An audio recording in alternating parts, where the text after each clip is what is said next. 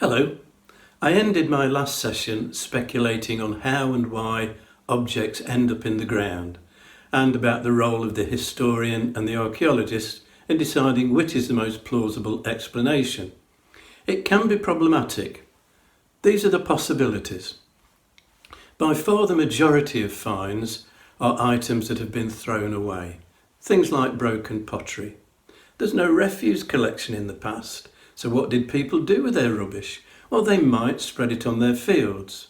If they're tidy-minded, they might dig a pit near their home and when it was full cover it over and dig a new pit.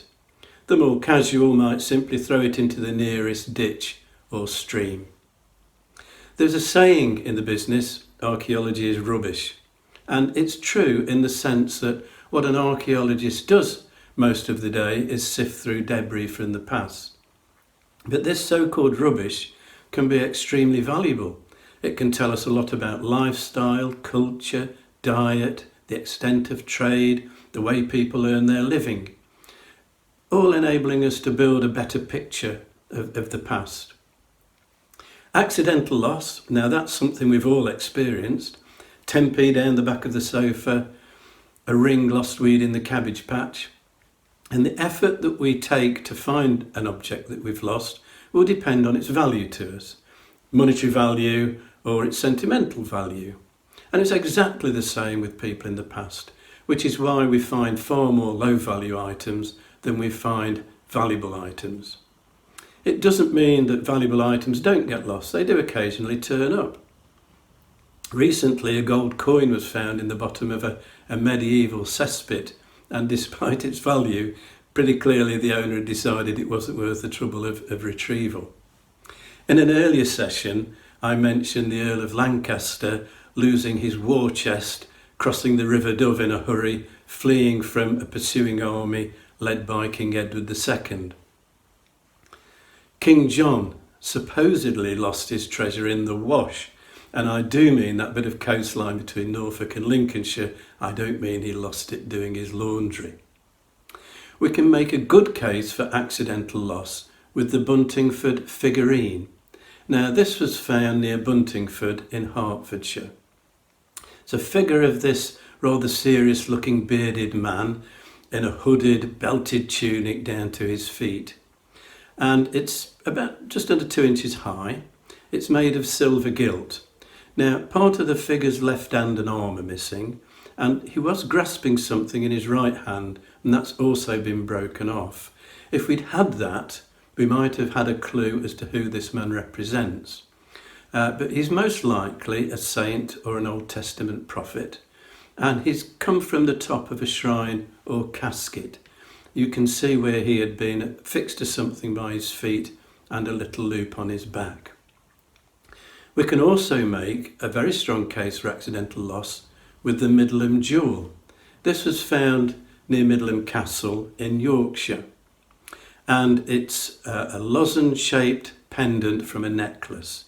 It's about 2.5 inches across, it's gold, and it's set with this 10-carat sapphire. It's late 15th century. Now, at that time, sapphires were seen to have medicinal qualities, protection against ailments. And of course, blue is also a colour associated with the Virgin Mary. So maybe this is intended to be an aid in childbirth. It's wonderfully decorated. There's inscriptions and there are ornaments on it. There's a picture engraved on the front of the Trinity and the crucifixion. There's a Latin inscription. This is the Lamb of God who takes away the sins of the world. There's also what is known as a tetragrammaton. This is a collection of letters, 4 letters, put together to make a particular symbol. And in this case, the letters are Hebrew and they spell out Yahweh. There's also a strange word, ananizapta. And we think this is probably some kind of magic word, something rather like abracadabra. Now on the back, there's also engraving. There's a nativity and a Lamb of God, and they're surrounded by a border of saints. The back slides open to reveal that it's hollow. And when this was found, Inside were some pieces of silk material embroidered with gold thread.